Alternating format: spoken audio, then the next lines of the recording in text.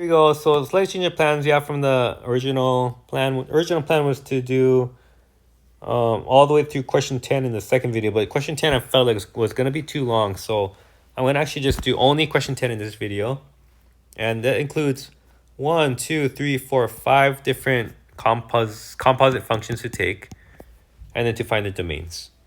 So let's start with the first one, f of g of x. And you notice the notation is a little different from the previous question, but that's really just to get you used to the fact that you could use either one and they mean the same thing. So f of g of x, we're going to start with g of x first. And if it's not really immediately apparent to you what's happening, then I recommend just breaking it down a little bit like this. What is g of x? G of x is square root of x. So it's f of the square root of x. And what does f do? It takes whatever input you put and subtracts 2 to it. So that means it's going to be the square root of x and then subtract 2. And right here, that's already the answer for the composite function. That's what it is. The only thing remaining is to figure out the domain. And domain, if you look at the g of x domain, this is g of x. The domain is equal to positive things from 0 onwards, because I can't take a negative square root, right? Now, look, what are the outputs? What's the range of g of x? Also 0 to infinity. And looking at this range, now I'm going to check this range against the domain for f. So f, the domain, normally the domain for f of x would be everything, right? But I'm going to look at where does that overlap with the range from the previous one. And the answer to that question is, well, everything that was in the range of g of x. Everything is acceptable, right, within this range. So I guess if you're technical, actually, we want to say f of g of x domain. Okay, so now looking at those two things, where do they overlap? This, and that, those two values, where they overlap, they're actually the same. So that means the domain for the overall function is going to be 0 to infinity. Okay, that's question number 1, or first part, f of g of x finished.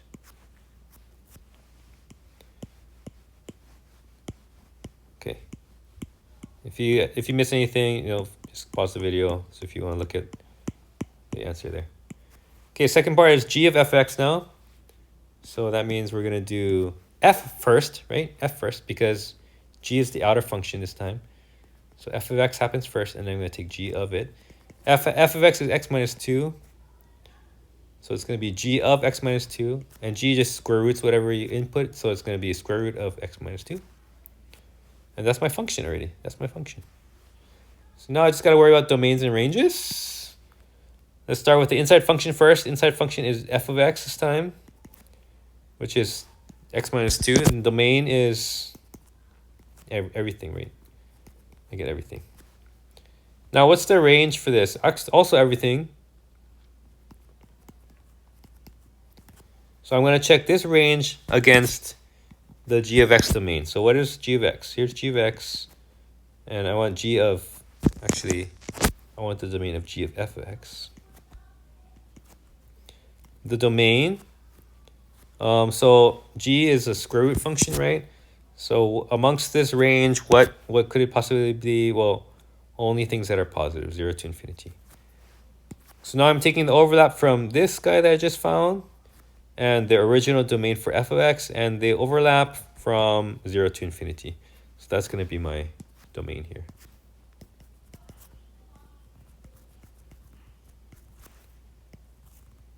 Okay, there it is. So that's the function, and here's its domain. That means this question is done.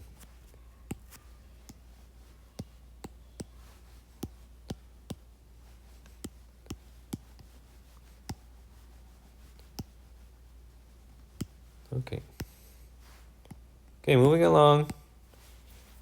Now f of h of x, that means h of x is the first function to occur, the inner function, right? Inside function. Sorry for all the erasures here. So here, I want f of, what is h? H is a 1 over x. So it's f of 1 over x, and f takes whatever I give it, and it repeats it, and then subtracts 2. So the overall function is 1 over x minus 2. Now the domain and range. So here's my original. Oh, no. Sorry. I want to start with the inside function first, which is h. And the domain is, okay, it's 1 over x. That means the domain is everything except for 0. Right? What about the range? What's the range of 1 over x? So remember, 1 over x is the function that looks like this, right? And so you have everything except for 0. Everything is possible except for 0. So the range also is negative infinity to 0 and 0 to infinity. Okay, now I'm gonna check that with f now. So f of h of x, what's the domain for that guy?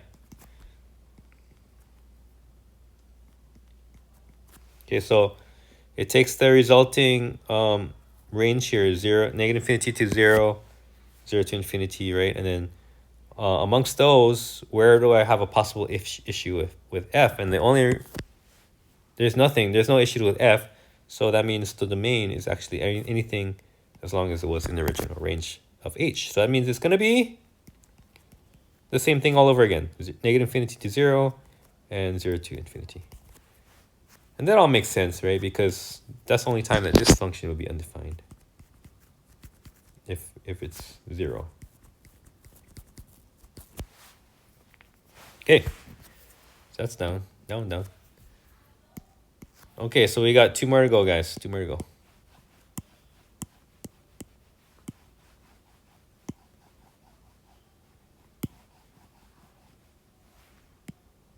Okay, this is h of g of x, which is h of, what's g of x? G of x is the square root guy, so h of the square root of x. What does h do? It goes 1 over whatever you give it, so it's the 1 over the square root of x. There's my composite function right there. Okay, now for the domain and range. Starting with g of x. G of x, remember, was square root of x. So the domain is everything that's positive. And then the range also is the same, actually, because it's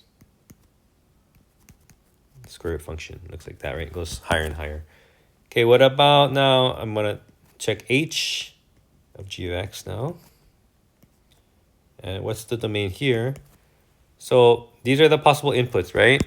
Amongst those, where do I have an issue with h of x? H of x is 1 over x. So h of x cannot be 0, right? But it can be anything that's above 0. So I'm going to start right above 0, and it can go up to infinity. So I'm looking at this range. Where does it overlap with this guy? And it's 0 to infinity. Okay, now, so here's the domain here and domain there. Where do they overlap? They overlap at this guy right here, 0 to infinity. 0 to infinity, but not including 0 this time. Yeah. So there it is. Okay, that one down. And I don't know why I crossed that one question out in purple and the rest are, on blue and the rest are purple. Sorry about that. Okay, one last question. This is g of x. Interesting. This should be interesting.